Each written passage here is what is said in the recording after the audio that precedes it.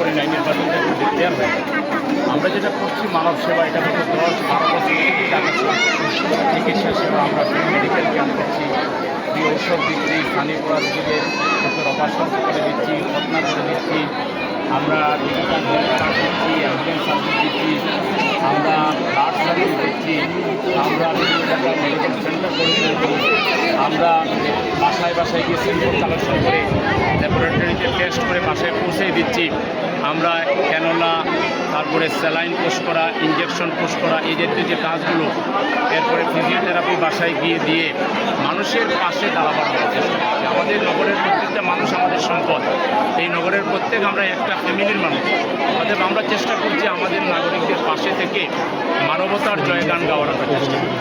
নির্বাচন আসলে আমরা নির্বাচনী বক্তব্য নিয়ে জনগণের কাছে যাবো। এর বাইরেও আমাদের কিছু মানব সেবামূলক কাজ আছে, এসি, ফ্রিজ, মাইক্রোওভেন, তারপরে কম্পিউটার, লিফট সহ এই জাতীয় যেসব কাজ আছে, হোম অ্যাপ্লায়েন্সের যেসব কাজ আছে, সেগুলো মানুষকে আমরা সার্ভিস দিচ্ছি।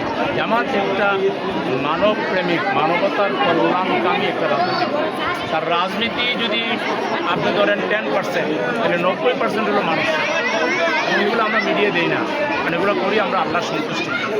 সেই জন্য আমি যাচ্ছি এবং মানুষ বিপুল সাড়া দিচ্ছে, মানুষের কাছে যাচ্ছি, কথা বলছি, আমার সেবাগুলোর কথা বলছি, মানুষ জানতে চাচ্ছে এবং সেবা করে নিচ্ছে।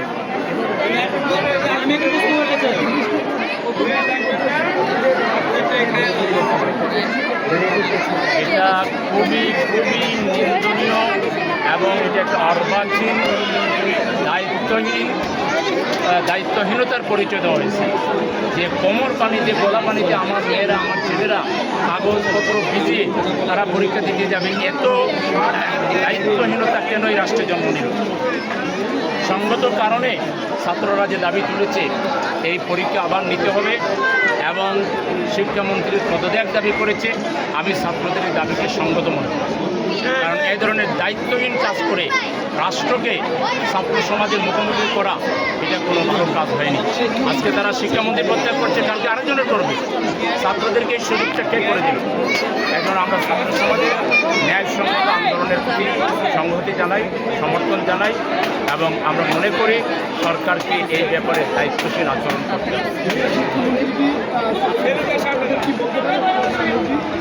কোনো অবস্থায় যদি উনি বলে থাকেন, ওনার প্রকাশ্যে ছাত্র সমাজের কাছে ক্ষমা চাওয়া উচিত, জাতির কাছে ক্ষমা চাওয়া উচিত। যদি উনি বলে থাকেন, এটা বলতে পারেন না তিনি।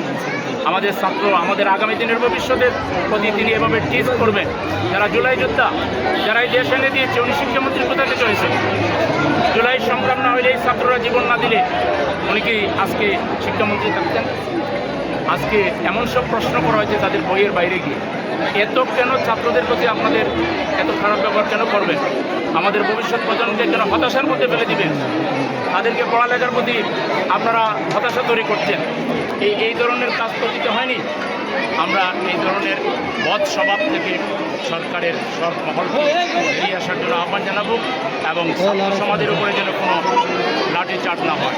তথাকথিত দলীয় হেলমেট বাহিনী, দাখিরিজ বাহিনীকে যেন ছাত্র সমাজের বিরুদ্ধে লিলিয়ে না দেওয়া হয়। একটা ছাত্রের গায়ে যেন হাত তোলা, প্রয়োজনে পুলিশ ধৈর্যের চরম পরাকাষ্ঠা দেখাবে, কিন্তু কোনো ছাত্রের গায়ে যেন আঙ্গুল তোলা না হয়, হাত তোলা না হয়, লাঠি চার্জ করা হয়। এর পরিণতি কিন্তু